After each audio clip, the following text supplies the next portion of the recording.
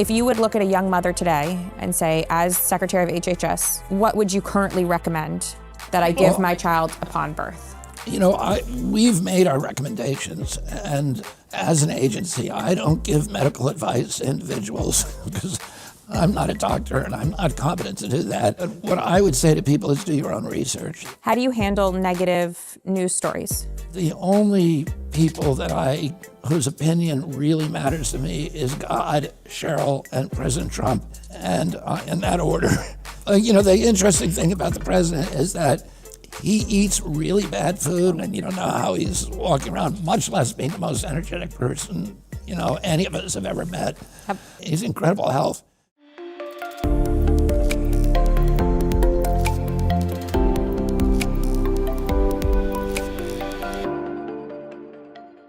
Hi, everyone, and welcome to this week's episode of the Katie Miller Podcast. We are live every Tuesday night at 6 p.m. Eastern.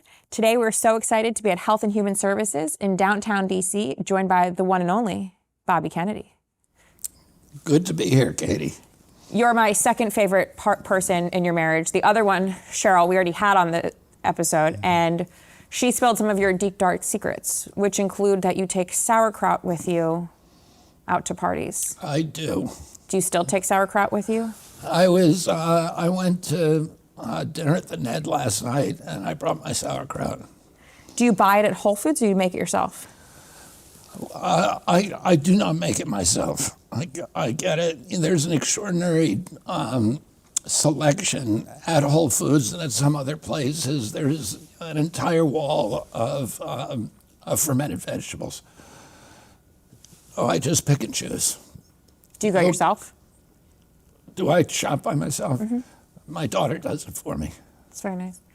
So this week has been a big week at HHS. You've had two major announcements, which I think reshape global public health for decades. And it's what the president ran on. And importantly, when he selected you to be HHS secretary, he said, Bobby, go wild on health. And I would describe this week as wild on health. Would you agree? Yeah, I mean, these are two major initiatives that I've been praying for 20 years. And one of them was to flip the food pyramid and actually tell Americans that they should be eating real food. It means whole food, something that comes from the ground or the water or the air. And to cut ultra-processed foods, refined carbohydrates, salt and sugars from their diet. And that is kind of one of the principal changes and revolutionary changes that we really need. The food pyramid was hijacked by the food industry. It's interesting. This is the first time I got support from the American Medical Association and from the American Academy of Pediatrics, which I'm in litigation with on the vaccine issue. Did you reach out to them before the dietary guideline announcements? They reached out to me. Actually, Robert McCullough, who's the head of the American Medical Association, sent me a letter the day that I took office and said, we want to work with you on some of these issues. So that was very refreshing. And he said, we're committed not to doctor's visits, we're committed to making Americans healthier. And he came to the announcement. It was, that was very gratifying for me. But the one group that has been critical of me has been the American Heart Association. And the American Heart Association takes hundreds of thousands of dollars, millions of dollars from the processed food industry. And one of the reasons that we had these dietary guidelines with Fruit Loops at the top of the food pyramid is, those guidelines were crafted by the mercantile impulses of those corporations. And they got validation from the American Heart Association. The American Heart Association was telling people to eat carbohydrates rather than protein and saturated fats and vegetables and fruits. They were fine with that, and they didn't tell anybody that they were taking all this money from that they were in the tank with the ultra-processed food companies. Coca-Cola and Pepsi are two of their biggest donors, which are big. They don't just make soda. They make a whole range of ultra-processed foods. And then the other announcement we made this week was about resetting the vaccine schedule. And you know all about that. When I was a kid, I got 3 vaccines. Kids today get 80 vaccines, 80 doses of about 18 vaccines. And in 1980, it was 23 doses of 7 vaccines. And this was all, there was not good science behind the vaccine schedule. We know that vaccines are effective in preventing disease, that many of them are. Measles will prevent measles, generally speaking.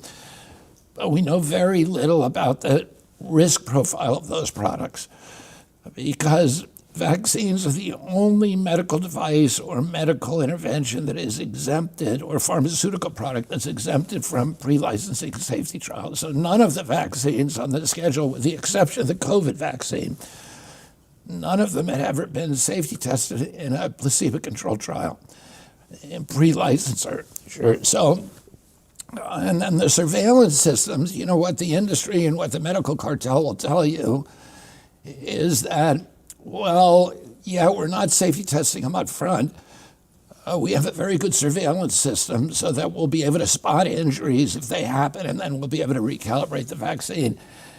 As it turns out, that's not true either. The surveillance systems for injuries are completely broken. They have 2. One is the VAERS system, Vaccine Adverse Event Reporting System, and that system is broken. It was designed to fail. Do you think doctors, when there is a vaccine injury or a mother calls into the overnight line to report that their child has a fever or isn't doing well post-vaccination, do you think those are grossly underreported? I know they're grossly unreported, and that CDC actually did a study of that question in 2010, and the lead author on the study was Lazarus, so you can look it up under Lazarus 2010. And that study compared, it actually created a machine counting system that was very efficient in collecting all vaccine injuries. And it compared the machine counting system in one HMO, the Harvard Pilgrim up in Boston. It compared the injury reports that were reported by a machine, automatically reported, to the voluntary ones. And the conclusion was that fewer than 1% of vaccine injuries were ever reported. So that is gross underreporting. And the National Academy of Sciences, the Institute of Medicine, which is the ultimate arbiter of vaccine safety, has said that any study that's based upon VAERS is automatically deficient. And so the only system that CDC really has, an automatic, or the system for reporting vaccine injury, is broken. Their other system, which is called the Vaccine Safety Data Link, is also designed to fail. And that's a system where the HMOs show, about 10 HMOs share their data, about 11 million patients, and they're supposed to, the CDC is supposed to go in that data, look at the vaccinations those kids have received, look at future injury claims, and then do a cluster analysis.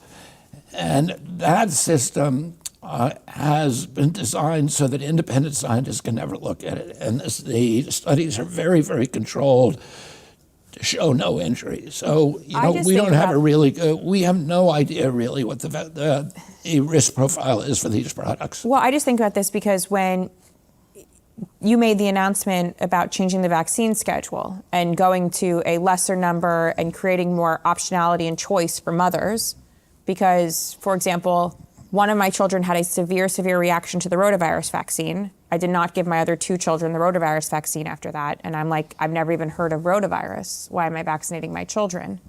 And so as you become a mother, I think more people wake up, or more parents, I'd say parents, wake up to what is being pushed upon them in an office of what is just, this is status quo, this is what you do to have a healthy child in the United States.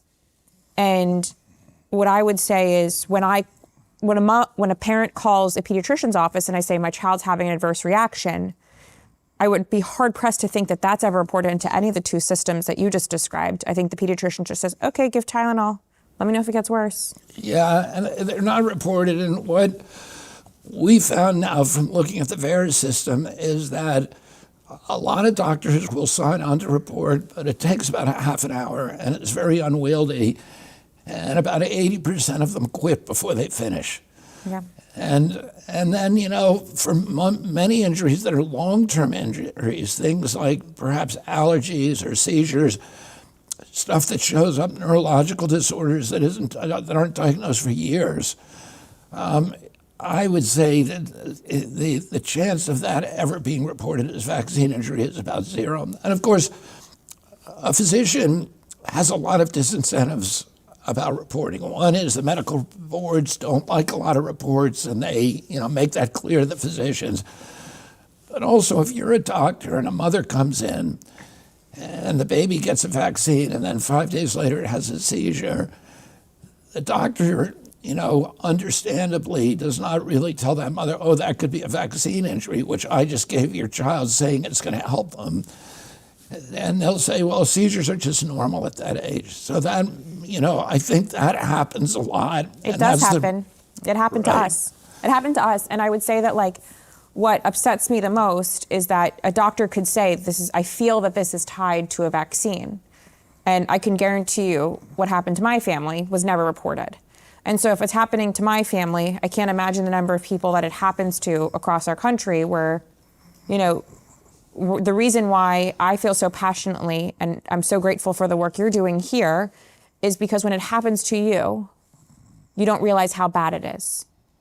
And so I think a lot of moms, when the legacy media laughs at them or says, we definitely need to give all of our kids the vaccines the same way we watch women guzzle Tylenol on TikTok. I think it's one of those things where you're saying, thank God that there's common sense restored. You mentioned the rotavirus vaccine. And, that's a good case. The rotavirus, I never heard of rotavirus until I started doing this work. Rotavirus does affect children in developing nations because diarrhea is a major cause of death, and it causes diarrhea. In this country, the death rate from rotavirus prior to the introduction of the vaccine was about 3 kids a year. And since the introduction of the vaccine, the data, one of the studies showed that it's dropped to 2 deaths a year. So that means and we don't know whether that's a statistical anomaly. Those numbers are so small, you can't really make any conclusions of them. But that means that you're giving 3 million vaccines a year to kids, and you're saving 1 life. And what that means is if any of those vaccines are causing a death, that it completely cancels any benefit out of all of those vaccines that have been given to kids. And as you say, there are injuries. The first rotavirus vaccine that they approved caused intussusception at such high rates. It was clearly much worse than the disease. It was killing kids. Mm-hmm. It's a very agonizing condition. And so, just even the idea that we needed it in this country was kind of crazy. And the European countries don't require it. And, so we've switched back. I'll give you another example with hepatitis B. I was just about to go there. That we vaccinate 96.8% of the population who don't need it when they could easily just test a mother in the hospital for hepatitis B.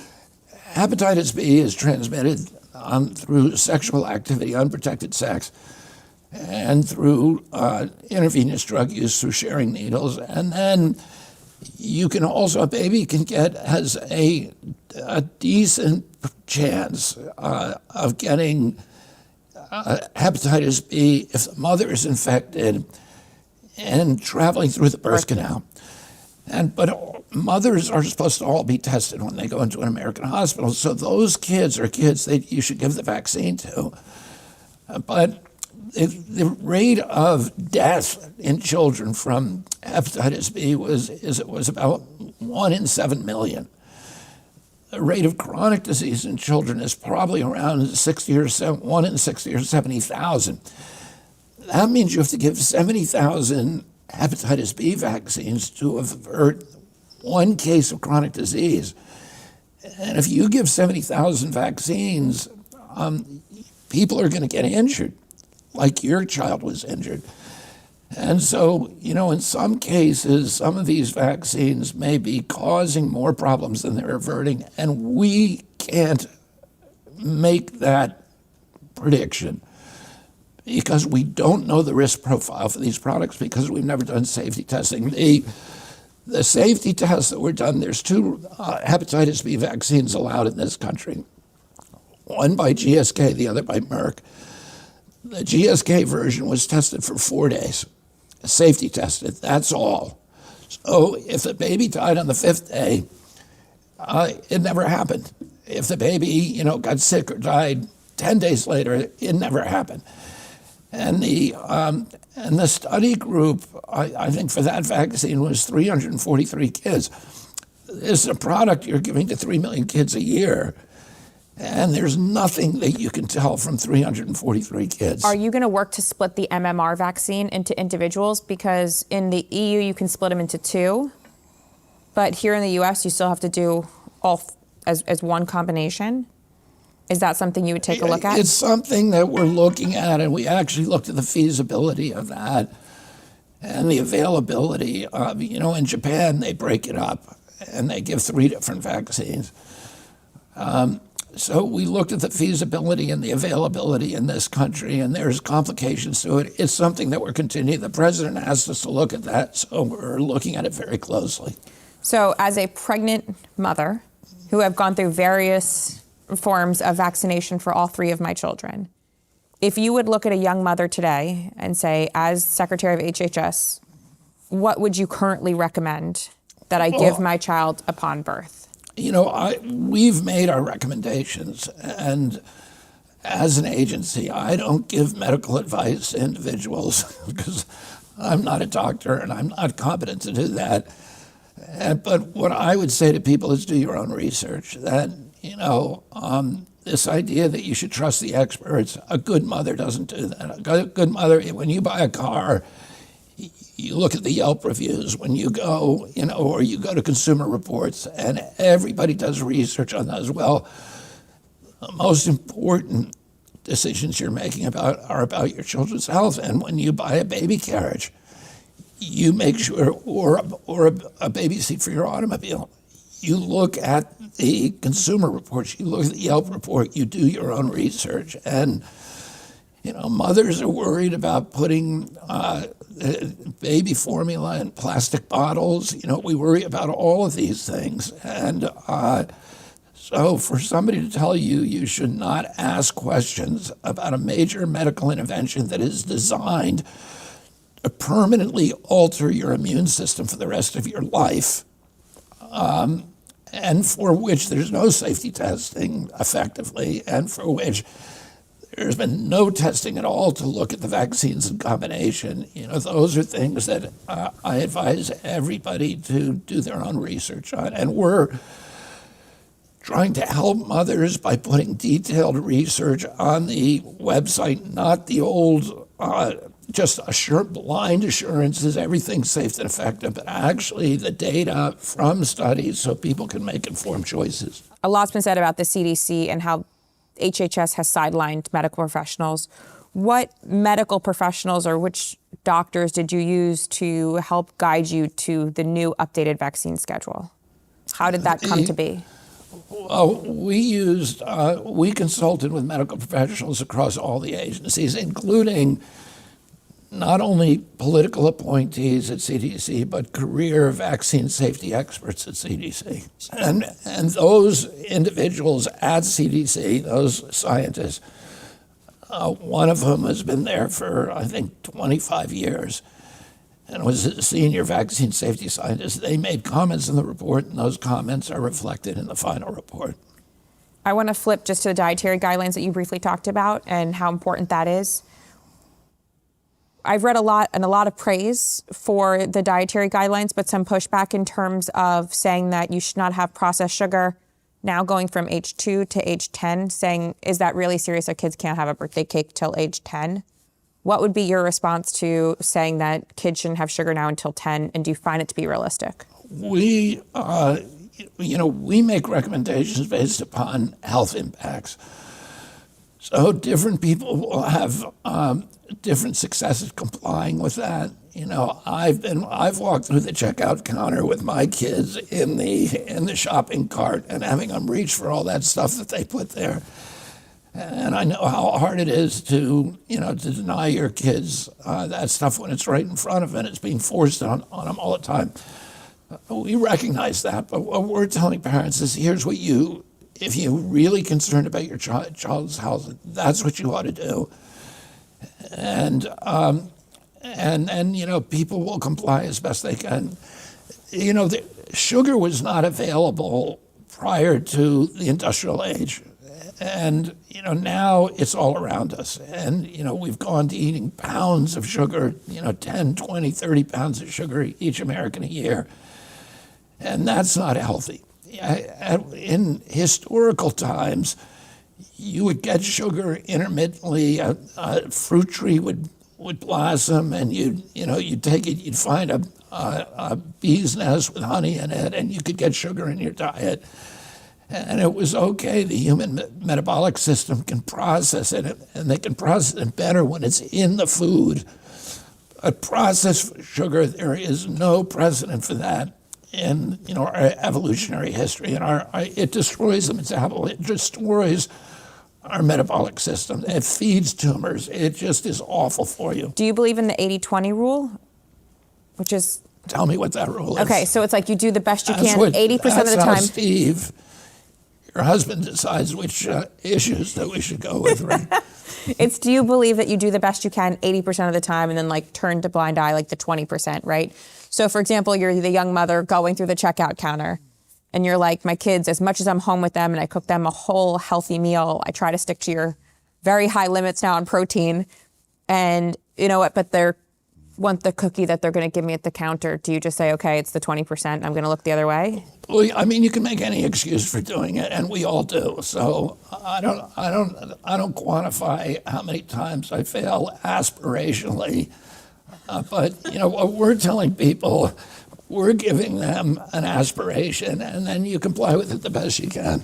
Was there any bit of controversy when you were writing the dietary guidelines or disagreement among the team on some of the guidelines? Because they're all very specific, and I feel like some of you would want more things than others. There was bloodshed on every recommendation. It was full hand-to-hand combat. We had. What's the most controversial one? I think saturated fats, because there just wasn't good enough numbers. The science is not out there yet. There's all kinds of controversy about relationship between carbohydrates, refined carbohydrates, and lipid production, and whether lipids are actually causing cardiac arrest. There's science that challenges that. There's science that challenges everything. What we did is we created, guardrails and interpreting that science as best we could. And we tried to be conservative and tell parents, we're not mandating that you can't eat this or can't eat that, but here's what you should shoot for.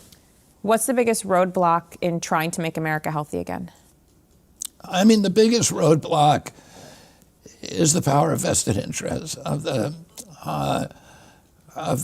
pharmaceutical cartel and of the big food and an economic system that, through nobody's particular fault, has rewarded very, very addictive foods. And, a lot of that was deliberate.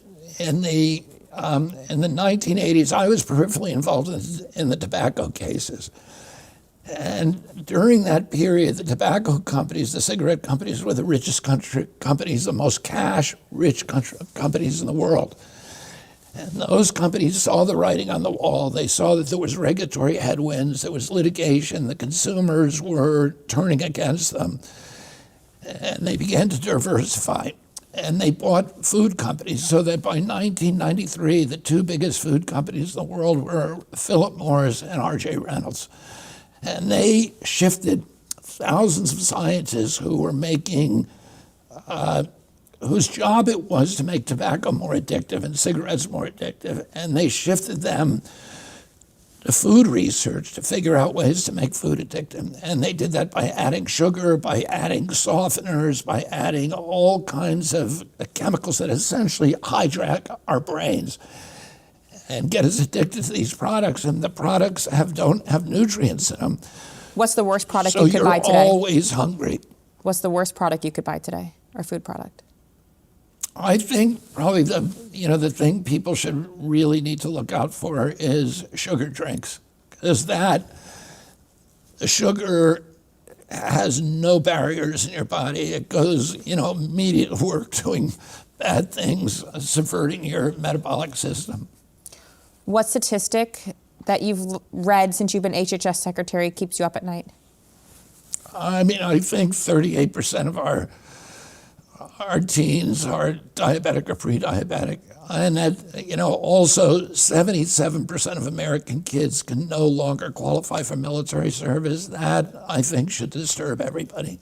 What's the most fun you've had in this job?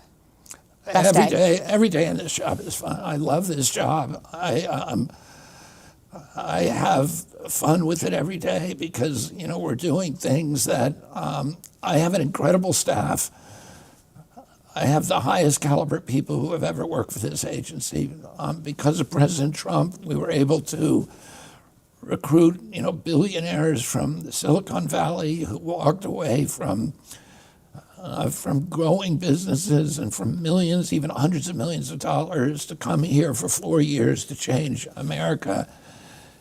And we have the leaders in AI here. Our department is going to lead all the other departments in implementing AI. Listen, I sued this department for 40 years on the Freedom of Information Law. We're going to lead all the other departments on revolutionizing the Freedom of Information Law so that you can go on and it's going to be processed by AI. You can go on a website, you can get the documents you need instantaneously, and we've got a really good website. I saw the mock-up of it the other day, and I'm very excited about that. But, as somebody who's been fighting from the outside for 40 years, to be able to come on the inside and actually change the things. And, everybody said, there's 80,000 people there who are all going to be against you. And it has not been true. There are pockets of people who are, doing everything they can to subvert and undermine us. By and large, I'm just very proud of the people who work, both the careers and the politicals who work for this agency, who have fallen in line and are excited about making America healthy again. What's the best day you've had? The best day, I think this week was the best day I had, because these are two momentous reforms that, that are really going to revolutionize the food culture in this country and return informed choice and freedom of choice to American mothers. What's a conspiracy theory that you believe in? Well, I believe that glyphosate causes cancer. I believe that masks, that there's no scientific evidence that masks prevent the transmission of, or inhibit at all the transmission of respiratory illnesses. I don't think the COVID vaccine prevented transmission. All of those were once, and I don't think social distancing worked. All of those things were, conspiracy theories at one point when I first started talking about them, and they're now pretty much validated and acknowledged by all of the power centers of our society. One of President Trump's big pushes in the early days was price transparency for consumers. Are you guys working on anything right now towards that end goal? For price transparency? Yeah. I mean, we just adopted a Transparency 2.0 where we're going to require every hospital and every physician in this country to provide their customers, their patients, with a full price transparency prior to getting on site, prior to getting the procedure. So if you go into a restaurant, you can see the price on the menu. If you buy something on the internet, before you press click on buy, you know what it's going to cost you. And really the only place where that price is hidden is from consumers of medical services. And the only people who are benefiting from that are the providers, the hospitals, and in some cases, physicians' offices whose profits have been skyrocketing, and at the same time by hiding the prices from Americans. How does that fit into the overall MAHA agenda of giving consumers more choice? The whole MAHA agenda is about giving people choice and making every American the CEO of their own health. You can only do that if they have good information. And, I talked during the transition, I spent a day with Prime Minister Rudd from Australia, who had been Prime Minister there, and I was staying with Dr. Oz, and the two of us spent the day with him. And he was the head of a commission in Australia after he retired as Prime Minister to lower healthcare costs in Australia. And he said the most important thing that he did, which dramatically lowered healthcare costs, was to give patients price information before they did a procedure. And everybody began price shopping, and it helped them as individuals, but it also helped the nation in reducing healthcare costs. Now we're going to flip to my favorite portion of the show called Cabinet Confidential, where your answer can only be that of another cabinet member. Oh, God. Besides you, who is the healthiest when it comes to food and fitness? I would say Pete or Sean Duffy and Tulsi. I'm trying to remember who else might be. Oh, Scott Turner. Really? Yeah. He won the Pete and Bobby Challenge. Really? Yes, he did. Well, he's a former NFL player, and he never stopped exercising. The guy is like a rock. Who has the most unhinged eating habits? The president. The interesting thing about the president is that he eats really bad food, which is McDonald's, and then, candy and Diet Coke. But he drinks the Diet Coke all times. He has the constitution of a deity. I don't know how he's alive, but he is. And he's at Mar-a-Lago. He says that the only time that he eats the junk food is when he's on the road, and he wants to eat food from big corporations because he trusts it. He doesn't want to get sick when he's on the road. But when he's at Mar-a-Lago or at the White House, he's eating really good food. So I think you get this, if you travel with him, you get this idea that he's just pumping himself full of poison all day long, and you don't know how he's walking around, much less being the most energetic person, any of us have ever met.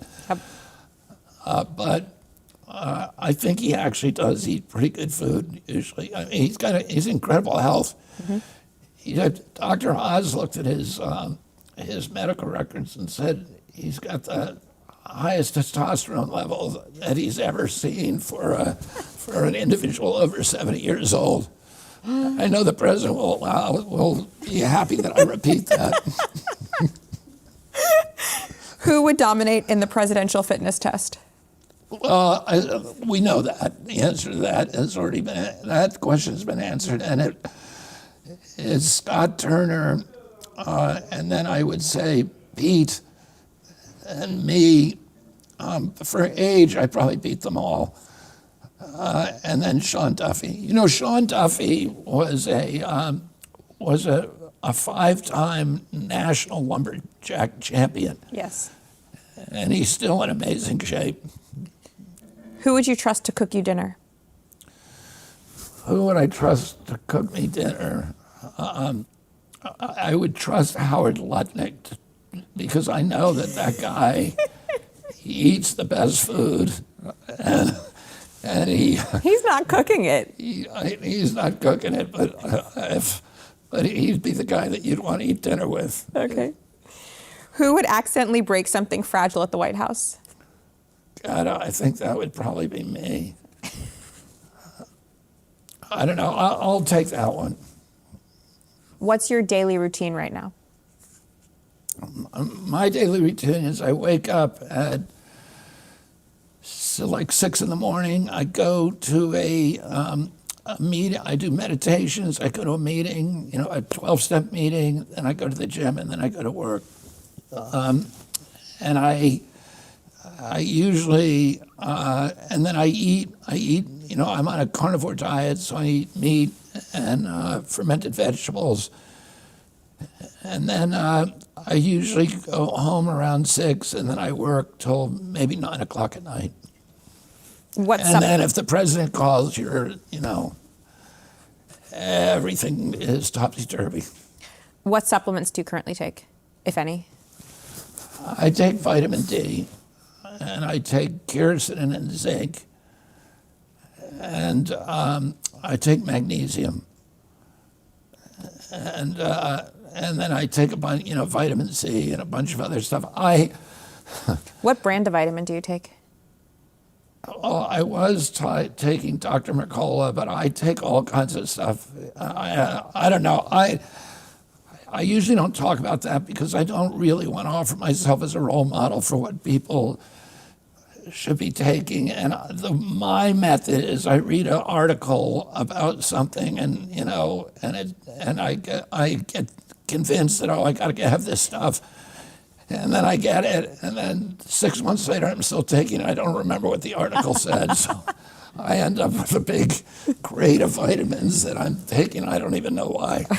It's like most people.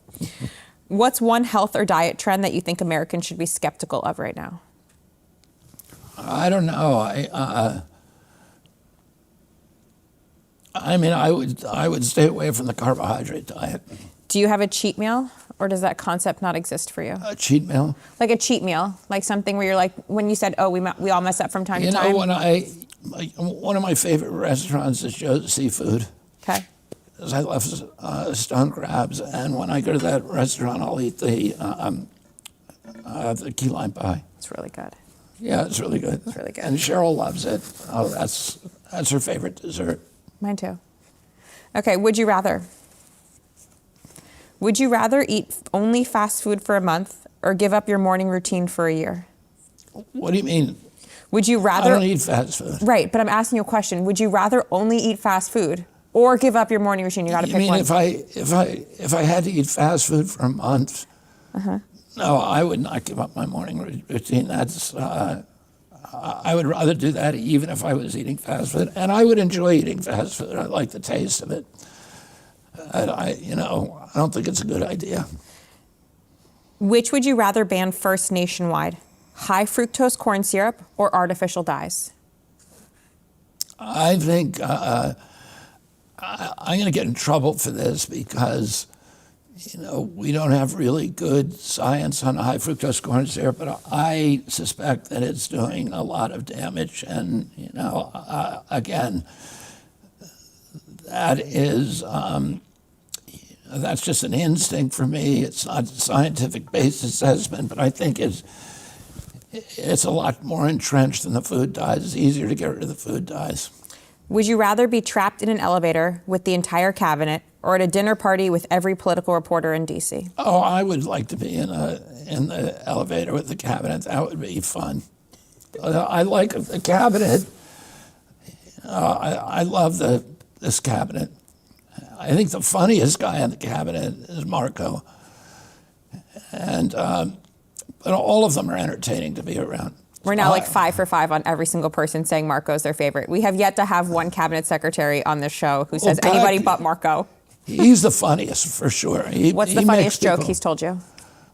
Or prank he's pulled? He says something funny every cabinet meeting. He says something that puts people in hysterics. I remember one time when Elon was talking about, he said there's 114, or he said there's 240,000 people that Doge had found who were over 114 years old who were collecting unemployment.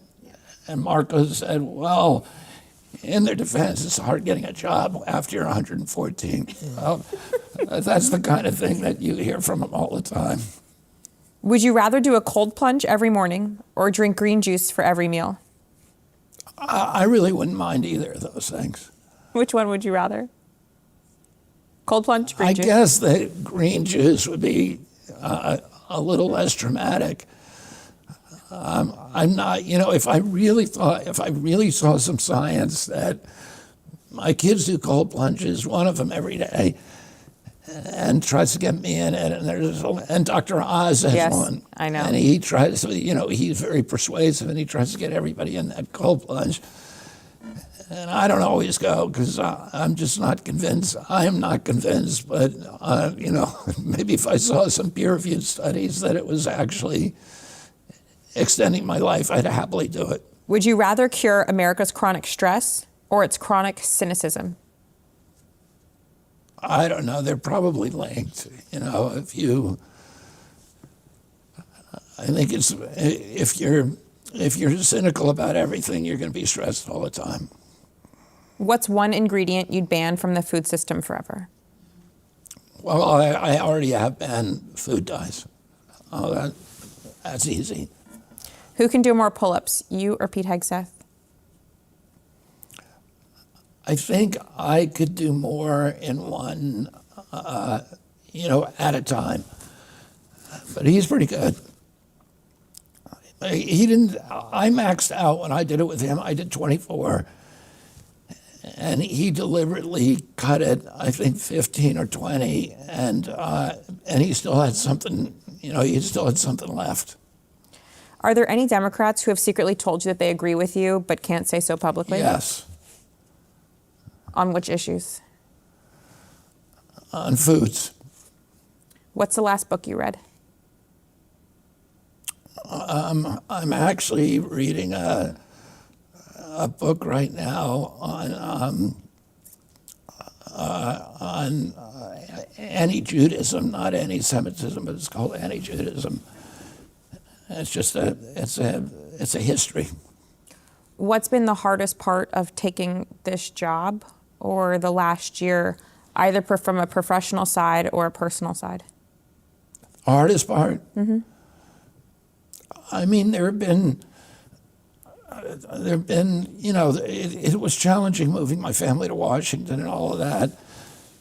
But I really love this job. So everything about it I've enjoyed, and Cheryl is very happy here in Washington. So I'm happy. How do you handle negative news stories? I don't internalize them. I know what my job is, and what other people think about me or say about me is not my business. The only people whose opinion really matters to me is God, Cheryl, and President Trump, and in that order. And as long as I'm, and I don't really have control over anything except a little piece of real estate inside my own shoes. And so I just have to get up every day and say, reporting for duty, sir, and go about my day and keep doing the next right thing. And all of the screaming and the noise it's just noise. And so it doesn't bother me. What's it like being in D.C., which is so storied for your family? And is anything, I know you've been here a lot before, we've talked about this, but is anything different than you remember it being growing up?